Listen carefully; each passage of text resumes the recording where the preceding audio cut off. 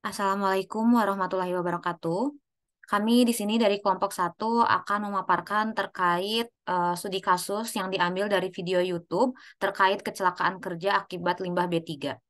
Selanjutnya saya akan memperkenalkan anggota kelompok satu yaitu di sini ada Dewi Zahra Argiani Safatur dengan NPM akhir 018, Eva Nuraini dengan NPM akhir 044, Anastasia Lydia Eka dengan NPM akhir 066, Aryo Dwi Yanuar dengan NPM akhir 080, saya sendiri Talita Anindita Siva Aulia dengan NPM akhir 105.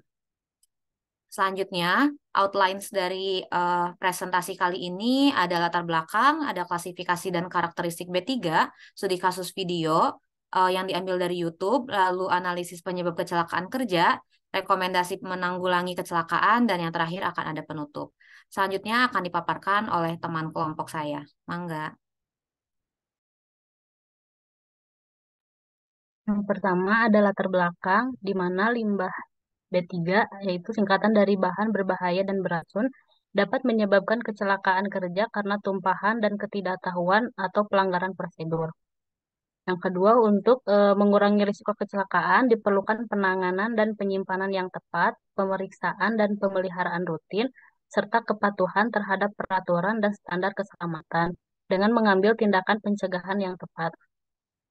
Selanjutnya, hubungan antara kecelakaan kerja dan limbah B3 sangat erat karena limbah B3 yang tidak dikelola dengan baik dapat meningkatkan risiko kecelakaan kerja yang melibatkan bahan berbahaya.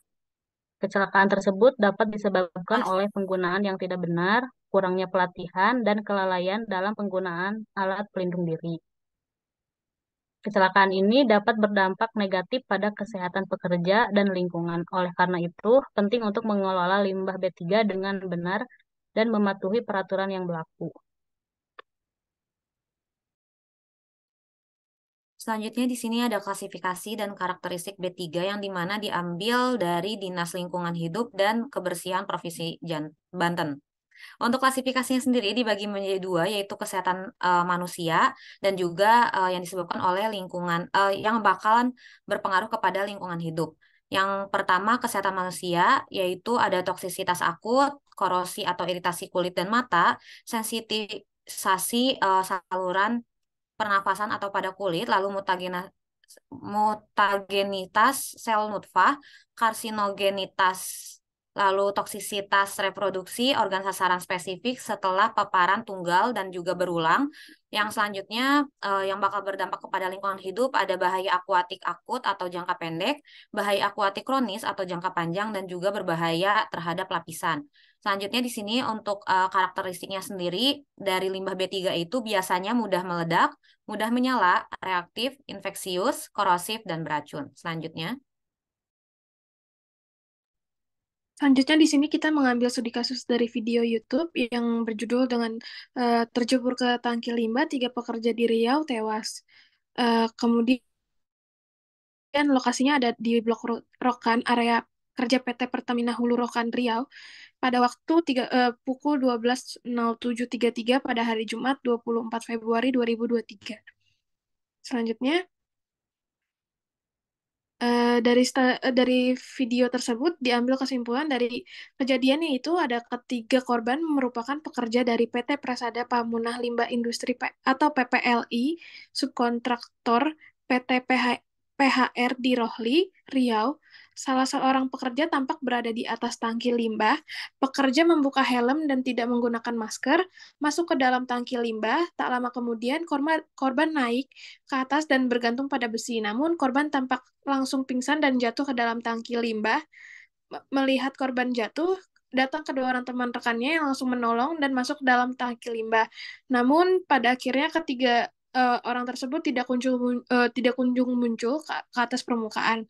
Dari hasil investigasi yang dilakukan dapat disimpulkan bahwa tangki tersebut merupakan cairan limbah yang tangki yang dimasukin tersebut mengandung racun.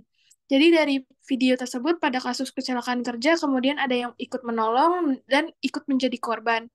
Kecelakaan ini dapat disebabkan oleh kepanikan sehingga kurang mempertimbangkan risiko dan dapat juga menjadi celaka oleh kawan dekat dan memiliki hubungan yang sangat dekat sehingga mempertimbangkan bahaya pun kurang. Jadi di sini karena efek refleks untuk menolong temannya. Ditambah juga peralatan yang kurang memadai dan lingkungan kerja yang cukup kurang aman. Jadi dari hasil investigasi tersebut akan dilakukan penginstruksian pada seluruh perusahaan di Riau untuk melaksanakan peraturan perundang-undangan di bidang K3 yang akan dituangkan dalam surat tertulis. Selanjutnya, Selanjutnya itu ada analisis penyebab kecelakaan menggunakan diagram fishbone. Nah, insiden yang terjadi yaitu pekerja tewas di tangki limbah yang beracun. Dapat kita lihat di PPT dibagi menjadi 4 kategori, yaitu berdasarkan metode, manusia, lingkungan, dan material. Yang pertama itu berdasarkan metode, dapat terjadi karena tidak ada kurangnya tanda bahaya atau hazard warning pada lingkungan kerja. Yang kedua, tidak adanya prosedur kerja dan prosedur yang kurang tepat. Kemudian dari segi faktor manusianya tersendiri, yaitu tidak mengikuti SOP kerja, ceroboh karena mungkin dapat dilihat dari video yang telah ditonton, tidak menggunakan APD dan eh, yang seharusnya gitu, dan dapat dipengaruhi oleh kondisi pekerja tersebut. Kemudian yang ketiga dari segi manusia, yaitu tidak tahu prosedur kerja yang aman, atau dapat disebabkan adalah pekerja kurangnya pelatihan mengenai K3L. Kemudian dalam segi lingkungan, tidak adanya pekerja HSE atau ASE yang mengawasi. Kemudian kurangnya udara dalam tangki atau manusia tersendiri yang dapat mengakibatkan gas beracun lebih mendominasi. Kemudian suhu yang panas yang akan dapat mempercepat reaksi gas yang ada dalam tangki tersebut. Kemudian dalam segi material, tidak memakai tidak menggunakan APD atau alat pelindung diri yang lengkap, seperti tidak memakai helm safety yang dilepas dan tidak memakai masker yang seharusnya untuk gas beracun.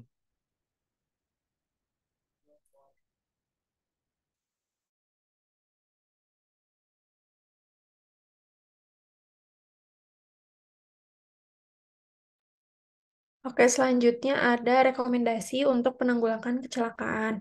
Yang pertama adalah penggunaan APD. Untuk setiap tim dan petugas perlu menggunakan APD sesuai dengan kelas hazardnya masing-masing. Lalu perlunya adanya peringatan, yaitu pemberian informasi mengenai peringatan adanya pencemaran atau kerusakan lingkungan hidup. Lalu pengisolasian daerah yang tercemar, yaitu melakukan identifikasi dan penetapan daerah-daerah yang berbahaya. Lalu yang terakhir yaitu penanganan limbah B3. Caranya itu melakukan penanganan terhadap limbah B3 sesuai dengan karakteristik limbahnya masing-masing.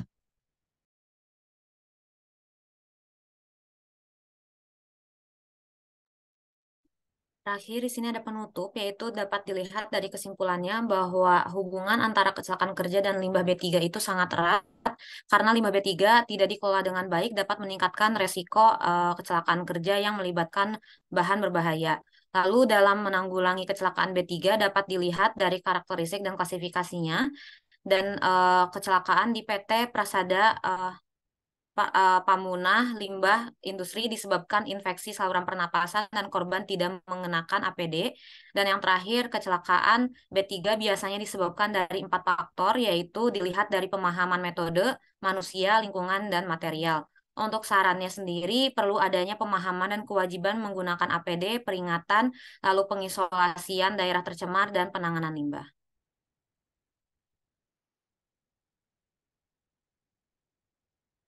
Sekian presentasi dari kelompok 1. Mohon maaf apabila ada kesalahan dan kekurangan. Terima kasih. Wassalamualaikum warahmatullahi wabarakatuh.